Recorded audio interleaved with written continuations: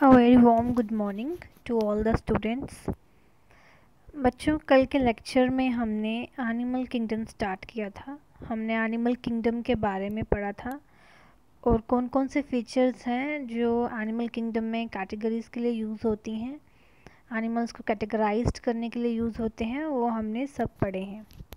Okay, सो हमने पहले उसके पीछे सब पढ़ा है, लाइक सेगमेंटेशंस, सिलोम, डिप्लोब्लास्टिक, सिमेट्री, ये सब लेवल ऑफ ऑर्गेनाइजेशंस, ये सब के हैं बेसिस ऑफ क्लासिफिकेशन है।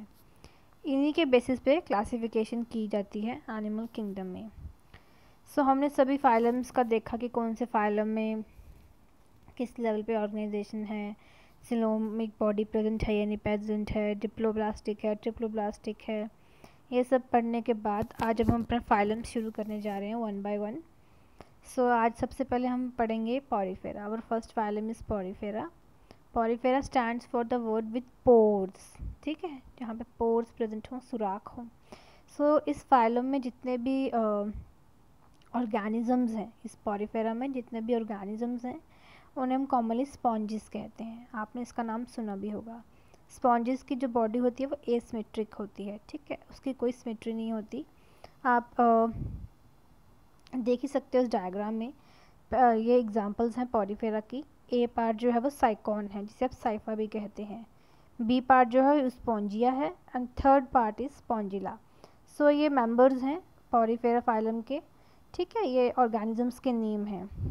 सो स्पॉन्जी, स्पॉन्ज लाइक बॉडी होती है, नीचे बॉटम से अटैच्ड रहते हैं, ऊपर से बॉडी फ्री रहती है, ठीक है। ये जनरली मैरीन होते हैं और एसिमेट्रिक एनिमल्स होते हैं।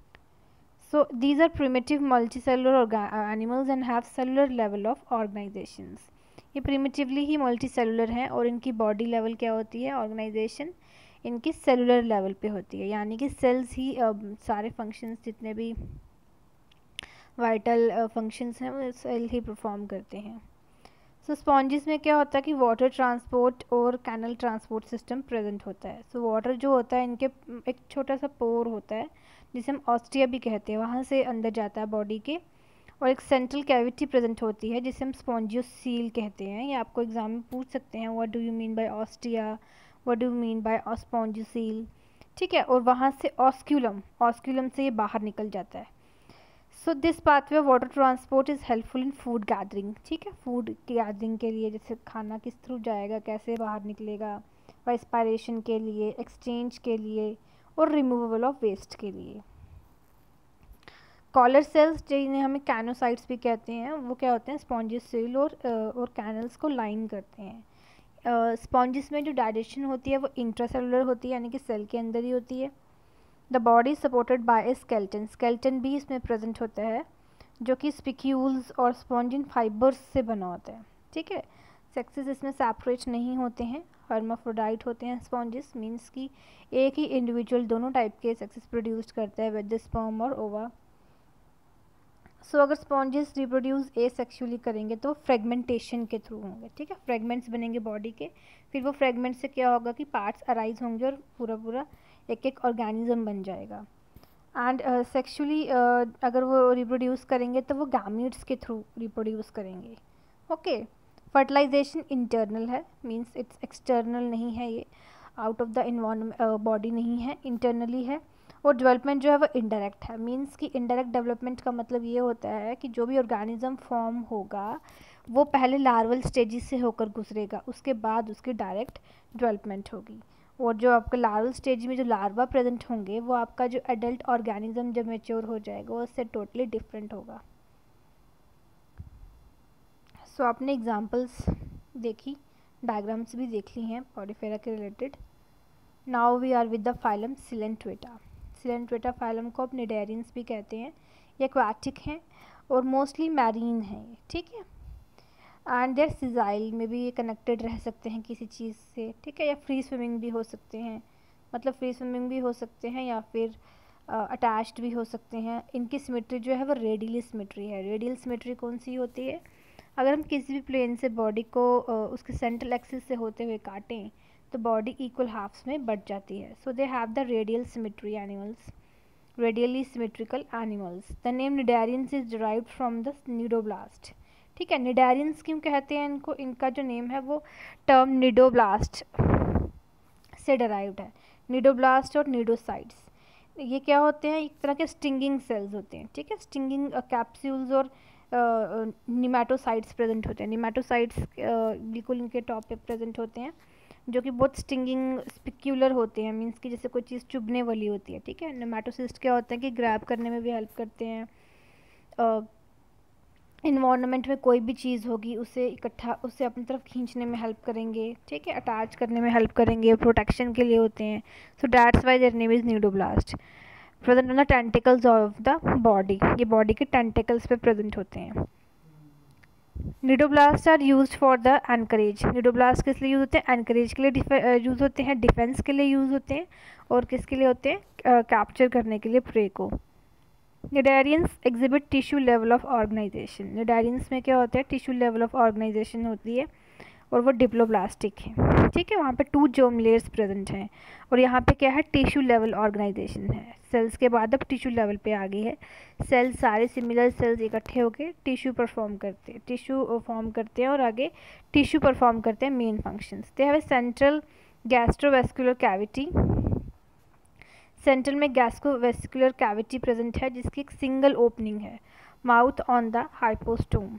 ठीक है, माउथ प्रेजेंट है, एक ही सिंगल गैस्ट्रोवेस्कुलर कैविटी है सेंट्रली, और उसके ओपनिंग सिंगल ओपनिंग है, जिसके माउथ पे हाइपोस्टोम है।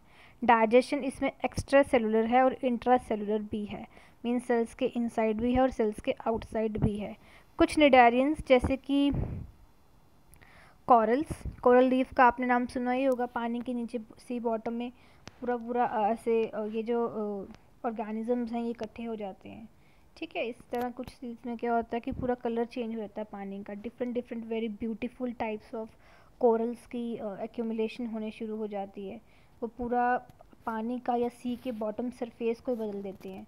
बहुत कोरल रीफ्स जो है बहुत सारी कंट्रीज़ में इस तरह से, जहाँ पे समुद्र के पास के इलाके हैं वहाँ पे कोरल रीफ्स की इकट्ठी हो जाती है, एक्यूमुलेशन हो जाती है कोरल्स की, सो वो पूरी बॉटम में कोरल रीफ बना देते हैं। Have a skeleton composed of calcium carbonate, वो कैल्शियम कार्बोनेट के बने होते हैं। Cnidarians exhibit 2 basic forms called polyp and medusa. ये एक बहुत ही इंपॉर्टेंट बात है, जितने भी आपके सिलेंट्रेट्स हैं या निडारियंस हैं, इनमें 2 बेसिक बॉडी फॉर्म्स होते ही होते हैं।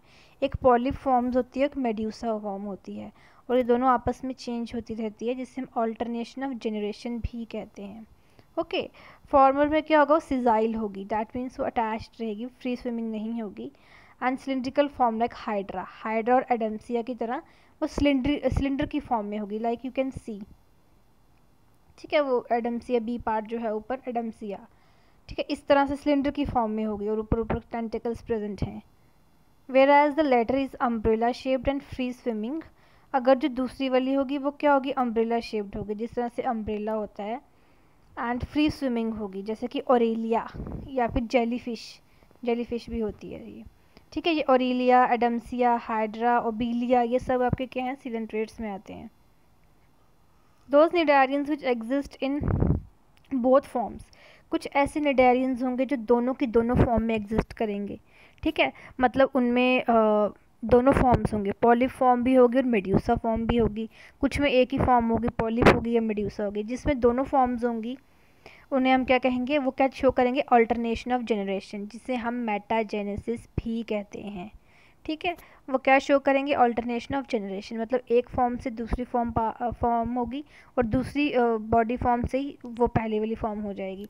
सो इस तरह से प्रोसेस चलता रहेगा और ऑल्टरनेशन होती रहेगी, जिसे हम ऑल्टरनेशन ऑफ जनरेशन भी कहते हैं। पॉलिप्स क्या प्रोड्यूस करते हैं, मेड्यूसे। ठीक है, एसेक्सुअली प्रोड्यूस करेंगे मेड्यूसे, और मेड्यूसे क्या फॉर्म करेंगे, पॉलिप्स। ठीक है, सो उसकी एग्जांपल में क्या आता है, ओबीलिया। ठीक है, सो जो इस तरह से पॉलिप से मेड्यूसे बने और मेड्यूसे से फिर पॉलिप्स बन जाएं, इससे इस प्रोसेस को क्या कहते हैं, alternation of generation and also known as metagenesis, और इसकी एग्जांपल है आपकी ओबीलिया। ओके, बहुत सारे फाइसीलिया, एडम्सिया को हम सी एनिमोन भी कहते हैं, पेनाट्यूला को हम सी पेन कहते हैं, गॉर्गोनिया सी फैन, मिएंड्रिना ब्रेन कोरल। ठीक है, ये सब एग्जांपल्स हैं आपके सिलेंट्रेट्स के एग्जाम्पल हैं। ओके, सो ये आपके सिलेंट्रेटा फाइलम के बारे में हो गया। पहले हमने पॉलीफेरा पढ़ा और अब हमने क्या पढ़ा है, सिलेंट्रेटा पढ़ा है। सो आई होप आप सबको ये सब समझ आ रही हो। आज का हम इतना ही रखते हैं, ठीक है। सो इसके बारे में अब नेक्स्ट हमारा जब लेक्चर होगा तब हम पढ़ेंगे। अभी तक आप इतना ही रखो। आई होप आप सबको समझ आ रही हो। बाकी अब हम नेक्स्ट लेक्चर पे कंटिन्यू करेंगे। Thank you.